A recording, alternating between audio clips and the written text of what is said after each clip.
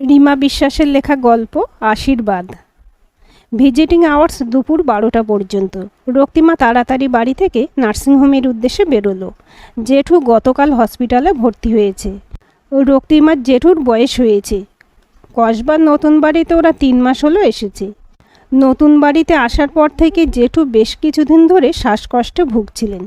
গত রাত্রে বাড়াবাড়ি হওয়ায় হাসপাতালে ভর্তি করতে হয়। ডাক্তার বলেছে নিউমোনিয়া। কাল আইসিইউতে ছিল। এদিকে রক্তিমার বাবাও জমি সংক্রান্ত মামলায় গুপ্তিপাড়ায় গেছেন। জেঠু মুকুন্দপুরের বেসরকারি নার্সিংহোমে ভর্তি। রক্তিমা নার্সিংহোমে এসে দেখে জেঠুকে বেডে দিয়েছে। জেঠুর মুখ চোখ আজ বেশ সতেজ। ওনার বেডের সামনে টুলে বসে একটি ছেলে। জেঠু তার সঙ্গে বেশ খোশ মেজাজে আড্ডা দিচ্ছে। রক্তিমাকে দেখে জেঠু বললেন, তুই খামোকা কষ্ট করে এলি। এই দেখ, আমার অফিসের সাকরেদ শুভ্রজিৎ রিটায়ার করে গেছে, তাও ও আমায় ভোলেনি।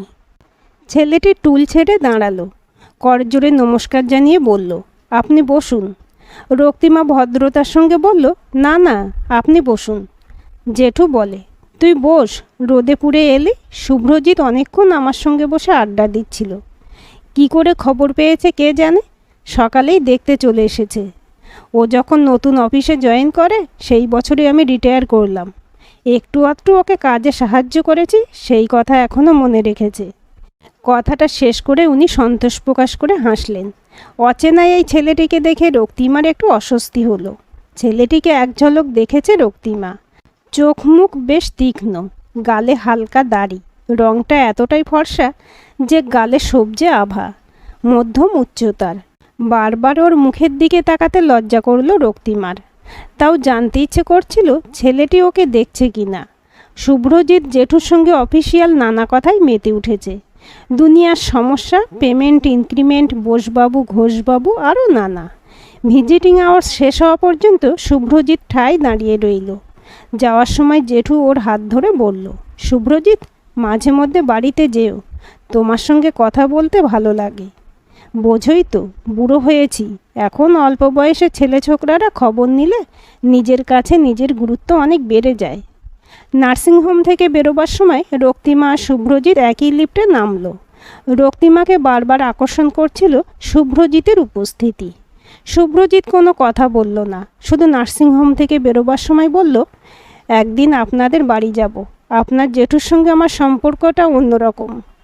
রক্তিমা হাসি মুখে বিদায় জানালো। ওর সঙ্গে বেশি কিছু কথা বলতে পারল না। বাসে উঠে বারবার মনে হলো ব্যবহারটা বড্ড বেশি রুক্ষ হয়ে গেল। রক্তিমার উচিত ছিল ওর সঙ্গে ভদ্রতার খাতিরে কিছু কথা বলা। যখন ও করজোড়ে নমস্কার জানালো, রক্তিমা বিনিময়ে তা জানায়নি। ওর এসবের অভ্যাস নেই, তাই ও শুধু মৃদু হেসেছে। বারবার মনে প্রশ্ন জাগলো, ওর ব্যবহারে শুভ্রজিৎ কী ভাবল ওর সম্বন্ধে, কী ধারণা করলো কে জানে। হাসপাতালে 3 দিন থাকার পর জেঠু বাড়িতে এলেন। রক্তিমার পরিবারে জেঠুই বড়। উনি বিয়ে করেননি, রক্তিমাদের সঙ্গেই থাকেন। যদিও বাবার মেজাজের কাছে জেঠুকেই সবসময় নত হতে হয়। সন্ধ্যের সময় রক্তিমা জেঠুর জন্য লিকার চা করে ওনার ঘরে ঢুকে ওনার হাতে ধরালো। মালতীদিকে জেঠুর কাজের জন্য রাখা হয়েছে। স্নান করানো, খাওয়ানো, রেডি করা, জামা কাপড় কাচা সবই মালতীদি করে। ঘরের কাজ সামলে রুগী সেবা করতে মায়ের প্রচুর চাপ পড়ে যাচ্ছিল। সন্ধে পর্যন্ত মালতীদি থাকে, তারপর বাড়ি চলে যায়। ওর 10 ঘন্টার ডিউটি। এই সন্ধ্যের সময় জেঠুর ঘরে বসে 3 জন মিলে আড্ডা দেয়। মালতীদি তো রোজই রক্তিমার জন্য সম্বন্ধ আনছে। বলে, এমন সুন্দর তোমার গড়ন, এমন সুন্দর মুখ, যে দেখবে সেই ঘরের বউ করতে চাইবে। শুনে মনে মনে গর্বই হয় রক্তিমার। রক্তিমার গায়ের রং সোনার মতন উজ্জ্বল, তেমনও সুন্দর মুখ, টিকালো নাক, পাতলা ঠোঁট, ছোট্ট কপাল। মা বলে ওর মুখের মধ্যে সবথেকে সুন্দর নাকি ওর চোখ দুটো, গভীর ঘন কালো। জেঠু বলে, আমার পুচকি বুড়ি। জেঠুর ওই স্বভাব, জীবনে ওকে বড় ভাববে না। 3 জনের আড্ডা জমেছে বেশ। হঠাৎ কলিং বেলটা বাজতে মালতীদি দরজা খুলতে গেল। কিছুক্ষণ পর জেঠুর ঘরে ঢুকে বলল, শুভ্রজিৎ না কে একজন এসেছে। শুভ্রজিতের নামটা শোনার সঙ্গে সঙ্গে রক্তিমার বুকের ভেতরটা ছ্যাঁত করে ওঠে। হঠাৎ যেন রক্তপ্রবাহের গতি বৃদ্ধি পেয়ে যায়। জেঠু মালতীদিকে ধমকালেন, কে এসেছে মানে? ঘরে নিয়ে আয়। রক্তিমা ভাবল ঘর থেকে পালাই। মুখোমুখি হয়ে আবার একটা অস্বস্তিকর পরিস্থিতি। কি বলবো খুঁজে না পেয়ে মুখের দিকে তাকাতে লজ্জা করা। ও দ্রুত পাশের ঘরে চলে গেল। পাশের ঘরে গিয়ে যেন একটু স্বস্তি পেল। মাকে একটু পরেই জেঠু ডাকাডাকি করলেন। তিনজনের নতুন করে আড্ডা শুরু হলো। রক্তিমার খুব জানতে ইচ্ছে করছিল শুভ্রজিৎ কি ওর কথা মনে রেখেছে। সেদিনের ক্ষণিকের পরিচিতি কি শুভ্রজিতের মনে কোনো ছাপ ফেলেছে? ওর উপস্থিতিতে রক্তিমা এতটা বিচলিত হয়ে ওঠে, অথচ ও তো দিব্যি সকলের সঙ্গে আড্ডা দিচ্ছে। সপ্তাহে 2-3 দিন শুভ্রজিৎ সন্ধ্যের পর একবার জেঠুর সঙ্গে দেখা করে যায়। 2 সপ্তাহ হলো ওর দেখা মিলল না। মা জেঠুকে জিজ্ঞেস করলেন, ছেলেটার কি হলো, আসছে না কেন? জেঠু বলে, হয়তো কাজের চাপে আসতে পারছে না। মায়ের আবার শুভ্রজিৎকে খুব পছন্দ, খুব আপনভাবে কথাটা বলল। বাবার সঙ্গেও হয়েছে ওর পরিচয়, শুধু রক্তিমাই থাকে দূরে দূরে। রবিবার বাড়ির সকলের বাঁশবেড়িয়ায় এক আত্মীয়র বাড়িতে গৃহপ্রবেশের নিমন্ত্রণ। দুপুরে খাওয়া দাওয়া। রক্তিমারা কসবায় থাকে, তাই এতটা দূরত্ব ওর যেতে ইচ্ছে করলো না। গাড়ি বুক করা হয়েছে, সবাই যাবে। মা রক্তিমাকে অনেক জোরাজুরি করলো, ও তাও গেল না। না যাওয়ার আর একটা কারণ হলো সকলের একই প্রশ্ন, এখন কি করছে ও, কবে বিয়ে দেবে? রক্তিমা মাস্টার্স কমপ্লিট করে চাকরির পরীক্ষা দিচ্ছে, এখনও সেরকম কিছু করে না। 2-1টা টিউশন করত, বর্তমানে তাও ছেড়ে দিয়েছে। দুপুর প্রায় 3টে। শোবার ঘরের উত্তরের জানালাটা খুলে রক্তিমা ডায়েরি লিখছিল। একা থাকলে ওর স্বভাব মনের কথা কাগজে তুলে ধরা। দূর থেকে মাইকে গান ভেসে আসছে, পুরনো দিনের বাংলা সিনেমার গান। মহুয়াই জমেছে আজ মৌগ। রক্তিমার মনে শুভ্রজিৎ জাঁকিয়ে বসবাস করতে শুরু করেছে। শুধু ওর সামনে দাঁড়ালেই যেন সব ভুলে যায় রক্তিমা। এমন সময় দরজায় খটখট আওয়াজ। শুনে রক্তিমা দরজার আইহোল দিয়ে দেখে শুভ্রজিৎ। ওকে দেখে রক্তিমার উত্তেজনাজনিত সকল প্রতিক্রিয়া প্রকাশিত হয়। হাত পা ঠান্ডা, হৃদগতি বৃদ্ধি, সঙ্গে লজ্জা লাগা। দরজা খুলতে শুভ্রজিৎ একগাল হাসল। রক্তিমা বলল, বাড়িতে তো কেউ নেই। শুভ্রজিতের কপাল ঘামে ভেজা, মুখটাও শুকনো। ভর দুপুরে তেতেপুরে এসেছে ও, বলল, তবে আজ চলে যাই। রক্তিমা অপ্রস্তুতিতে পড়ে, না যাবেন কেন, ভিতরে আসুন। শুভ্রজিৎ ভিতরে প্রবেশ করল। রক্তিমা ওকে জেঠুর ঘরে বসিয়ে ফ্যান চালিয়ে দিল। চা খাবেন? না, এই গরমে আর চা খাবো না। তবে শরবত করে আনি। শুভ্রজিৎ বলল, আমাকে কি আপনার দৈত্য বা দানবের মতন লাগে? রক্তিমা থতমত খেয়ে বলে, কেন, দানব দৈত্য কেন লাগবে? তবে আমাকে দেখলে এড়িয়ে যান কেন? মুখের দিকে কখনো তাকান না। আপনার বাড়িতে আসে শুধু আপনার সঙ্গে যদি একটু দেখা হয় তার জন্য। আপনি সেই দয়াটুকু করেন না। সকলের সামনে কিছুই বলতে পারি না। কাল আপনার জেঠুর সঙ্গে ফোনে কথা হয়েছিল, তাই জানলাম বাড়িতে কেউ থাকবে না, শুধু আপনিই থাকছেন।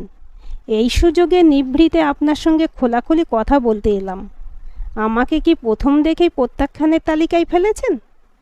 রক্তিমা এমন অপ্রত্যাশিতভাবে প্রেম প্রস্তাব পেয়ে ঘাবড়ে যায়। কিন্তু এখনও যদি চুপ করে থাকে তবে শুভ্রজিৎ তো এটাই ভাববে রক্তিমা অসন্তুষ্ট হয়েছে। রক্তিমার মুখে ওর মনের ভাব স্পষ্ট।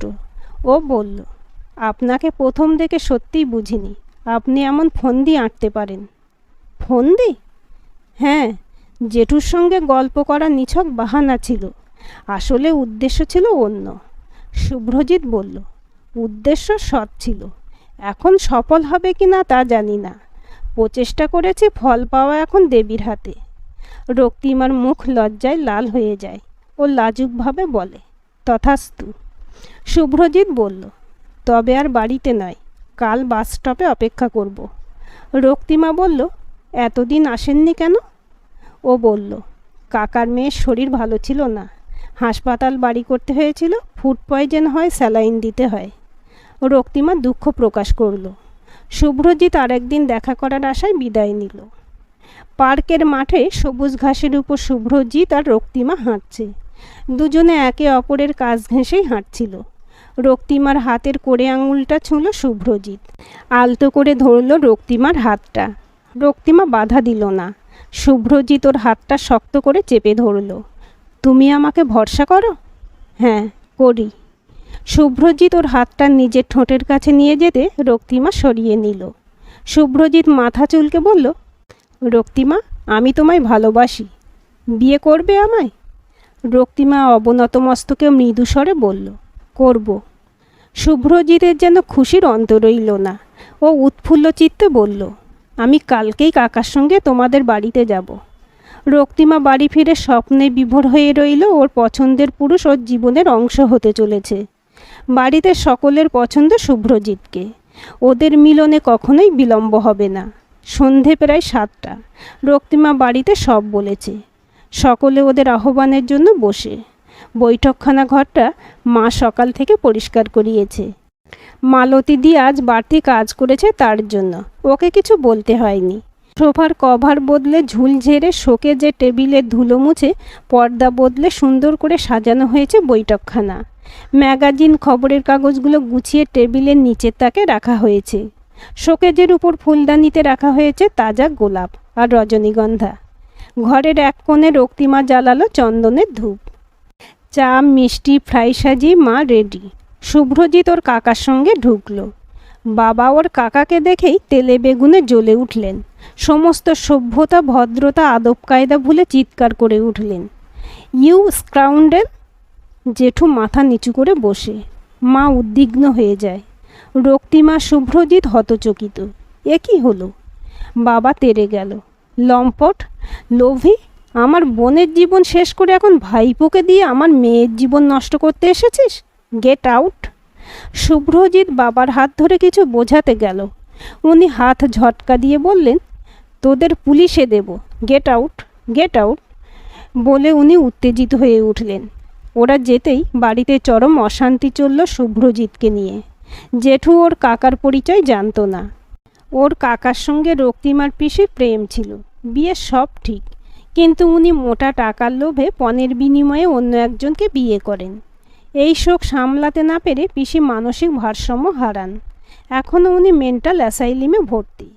এই ঘটনা রক্তিমা জানতো, তবে সেই বিশ্বাসঘাতক যে শুভ্রজিতের পরিবারেরই কেউ, ও কী করে জানবে? মায়েরও হঠাৎ বিদ্বেষ জন্মেছে শুভ্রজিতের উপর। সবাই মেনে নিয়েছে ও রক্তিমার ক্ষতি করার জন্যই এসেছে। বাবা সমানে পুলিশ ডাকবো, কেস করব, এই চিৎকার করে চলেছে। রক্তিমা নিজের ঘরের বালিশ ভিজিয়ে চলেছে। রাত প্রায় 12টা। শুভ্রজিৎ সেই সময় ফোন করলো। তুমিও আমায় বিশ্বাস করো না? রক্তিমা, আমি তো শুধু তোমাকে ভালোবেসেছি। আমার কাকার কুকীর্তি আমি জানতাম না।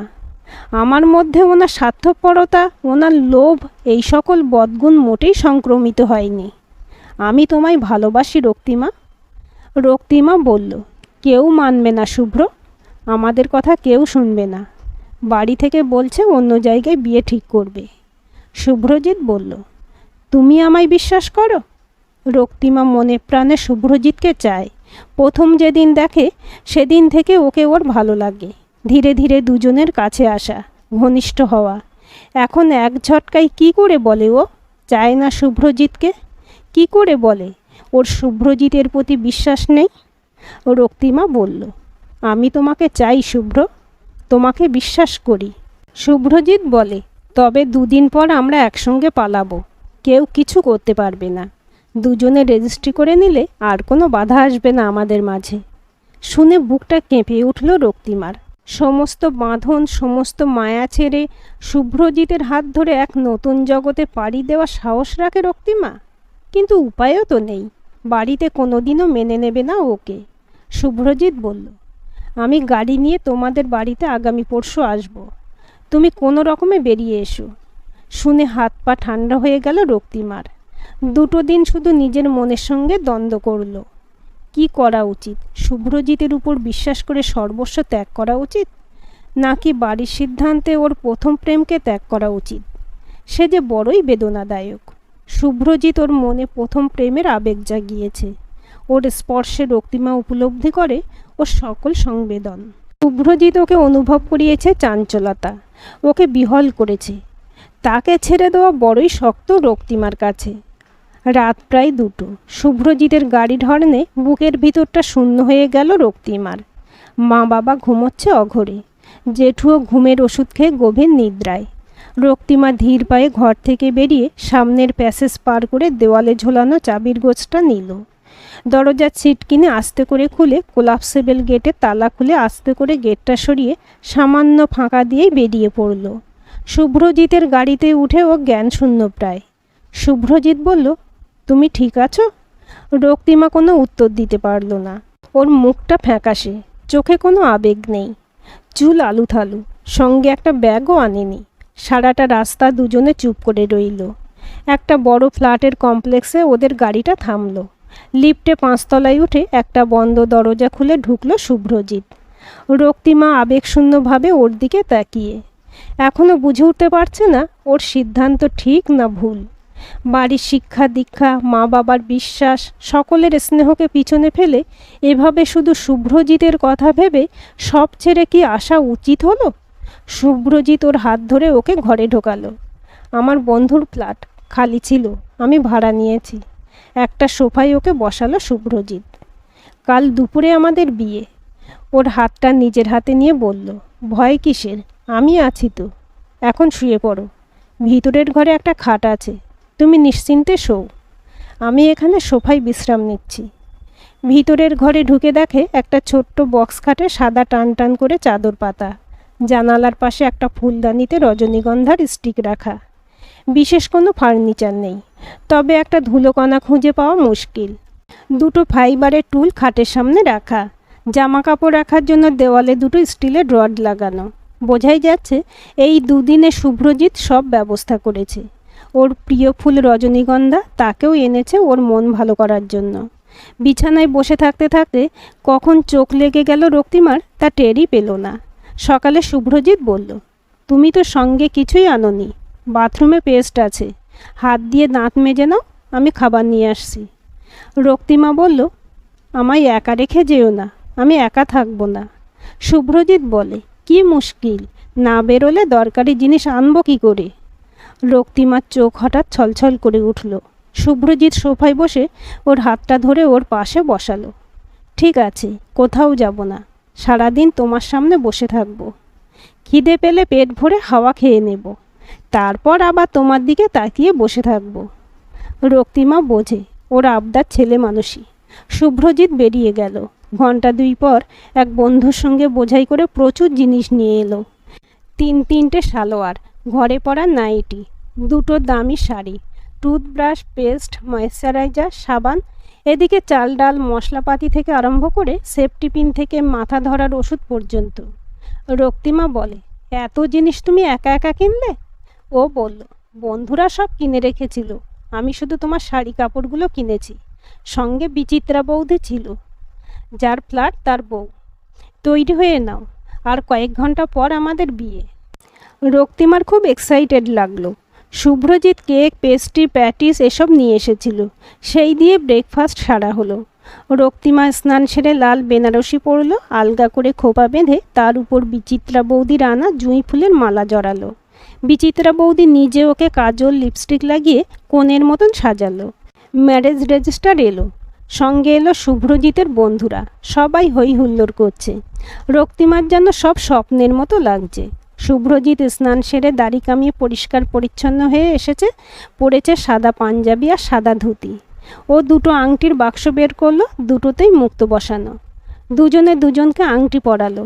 রেজিস্টারের সামনে স্বাক্ষর হলো ওদের বিয়ে। ওদের মালা বদলে ছবি তুলল।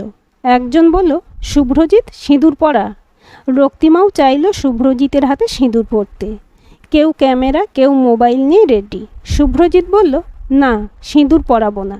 সবাই একটু অবাক হয়। শুভ্রজিৎ বলে, আইনত রক্তিমা আমার হলো, এবার কেউ জোর করে আমাদের আলাদা করতে পারবে না। কিন্তু সিঁদুর সেই দিনই পরাবো যেদিন ওদের বাড়ি থেকে মেনে নেবে। আমার বাবা মা 3 বছর হলো গত হয়েছেন। মা মারা যাওয়ার পর 2 বছরের মাথায় বাবা চলে গেলেন। কাকার কাছে আমি কিছু আশা করি না, কিন্তু বাবা মায়ের গুরুত্ব আমি জানি। যেদিন ওরা আমাদের আশীর্বাদ করবেন, সেদিন তাদের আশীর্বাদ স্বরূপ আমি ওর স্মৃতিতে সিঁদুর পরাবো। ওর কথা শুনে আজ রক্তিমা শুভ্রজিতের উপর সম্মান 1000 গুণ বেড়ে গেল। জ্যোৎস্নাময় এক রাতে ওদের ঘরের ছোট্ট খাটটায় দুজনে শুয়ে। শুভ্রজিতের বুকের উপর মাথা রেখেছে রক্তিমা। শুভ্রজিৎ ওর মাথার চুল আলগা করে চুলের ভিতর আঙুল চালিয়ে বলল, আজ অফিস ফেরত তোমাদের বাড়িতে গিয়েছিলাম। শুনেই রক্তিমা ধরফর করে ওঠে। শুভ্রজিৎ বলল, সবার কাছে ক্ষমা চেয়েছি। ক্ষমা করলো বলে আশ্চর্য দৃষ্টিতে তাকিয়ে রইল রক্তিমা। প্রথমে করেনি, গলা ধাক্কা দিয়ে তোমার বাবা বের করে দিয়েছিলেন। আমি চলে আসি। তারপর তোমার মা দেখি খালি পায়ে ছুটতে ছুটতে রাস্তায় চলে এসেছেন।